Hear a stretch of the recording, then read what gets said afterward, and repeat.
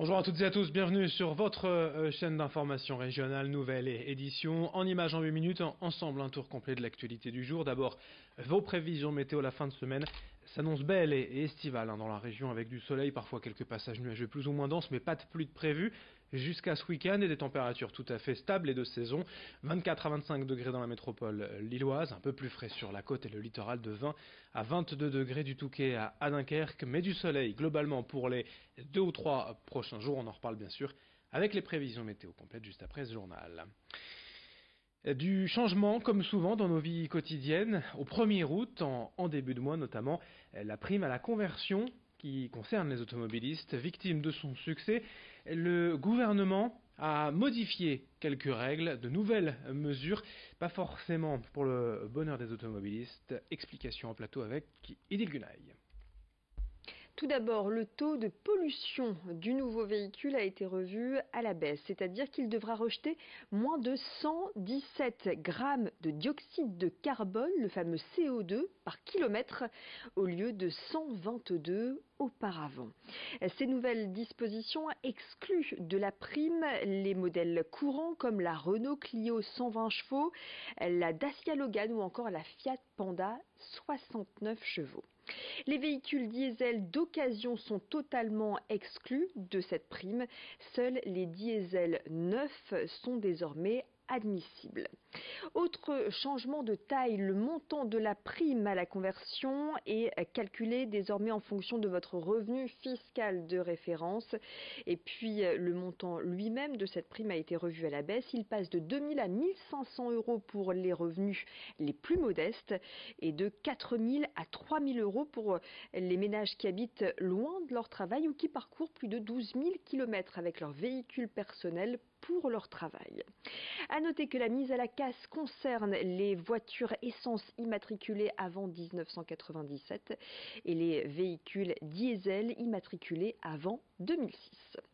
Enfin, fini la prime à la conversion pour l'achat de véhicules haut de gamme, même électriques ou hybrides comme les Tesla. Un plafond a été fixé à 60 000 euros. Pour les véhicules propres plus abordables, la prime à la conversion peut atteindre 5 000 euros pour un modèle électrique à autonomie suffisante, neuf ou d'occasion, et 2 500 euros pour une voiture hybride rechargeable.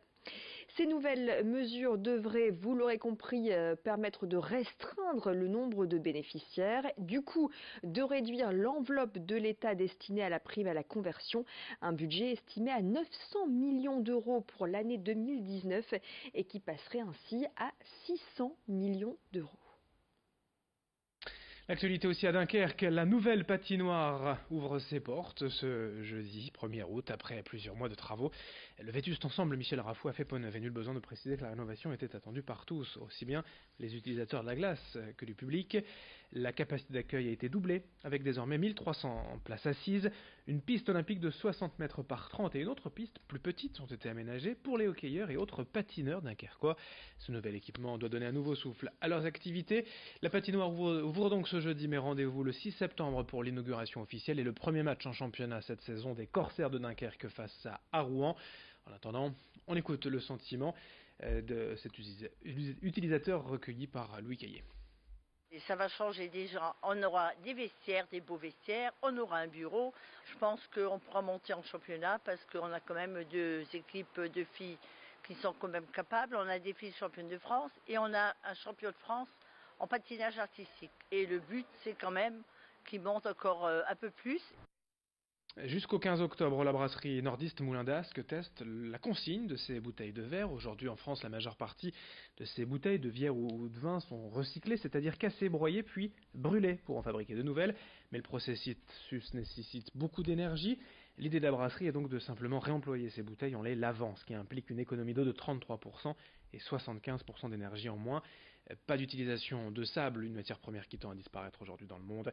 Cette consigne est gratuite, il n'y a pas d'argent à récupérer pour les consommateurs, juste un acte responsable et citoyen. Explication au micro de Lucille Berthe Constant. On a une quinzaine de magasins partenaires, donc principalement les Biocoop, Label Vie, BBG, et puis d'autres petits magasins. On est en réseau bio, hein, donc c'est vraiment dans ce réseau-là qu'on peut rapporter les bouteilles. Et c'est du retour volontaire, c'est-à-dire qu'on achète notre bouteille au prix habituel. Et ensuite, on la consomme avec modération, bien entendu. Et ensuite, on la rapporte. Donc, en général, ça dépend des magasins, mais c'est en caisse, on dépose la bouteille, ou alors devant le magasin, ils ont mis des caisses. Et voilà, et c'est un retour volontaire, donc on compte sur l'acte militant du consommateur. Dans le reste de cette édition est également une histoire insolite mais difficile à vivre pour cette mère de famille de Marquette-les-Lilles. Véronique de Cotigny est propriétaire depuis 9 ans de cette maison près du canal de Roubaix. Et fin juin, elle a reçu la visite d'un délégué territorial des voies navigables de France lui expliquant que le terrain situé devant sa maison appartenait au domaine public fluvial. Ce terrain a été vendu par VNF à un promoteur. En conséquence, la mère de famille a reçu un courrier de mise en demeure lui demandant de libérer la parcelle sous peine d'une forte amende. Le problème pour Véronique, c'est qu'elle n'était effectivement pas propriétaire du terrain, selon le cadastre qu'elle n'a pas consulté précisément en achetant la maison construite par son grand-père en 1936. Elle envisage donc de faire appel à un avocat pour empêcher la réquisition du terrain. Son témoignage recueilli par Edil Gunaï. Je n'ai pas vu le cadastre déjà pour commencer quand j'ai signé l'acte notarié. Et ensuite dans la famille, il était dit que c'était juste un tout petit morceau du jardin qui leur appartenait. J'en avais parlé au notaire qui m'avait dit que ça n'a jamais été réclamé, ça ne le sera plus. Donc on a signé les yeux fermés. Sauf qu'effectivement, quand on a accès au cadastre, on se rend compte que c'est toute la partie qui est devant la maison. Mais comme ça a toujours été occupé par la famille, il y a cette prescription acquisitive qui, normalement, légalement, fait que notre jardin nous appartient. Le jardin, pour nous, a toujours fait partie de l'acte notarié. Parce que la maison, elle a été vendue, revendue à des oncles, des cousins, des frères, des tantes. Enfin, ça a toujours été dans la famille. Le problème, c'est que si on enclave ma maison, elle ne vaut plus rien. Je perds tout. Et c'est un projet de vie. Donc, il est hors de question que je me laisse faire. Comment ils peuvent imaginer mettre un parking devant chez moi et m'enclaver? Sachant que je n'ai aucune sortie à l'arrière. Donc, comment faire? J'en ai les bras qui m'en tombent. Je ne sais pas quoi dire ni quoi en penser. Je trouve ça complètement ridicule et aberrant.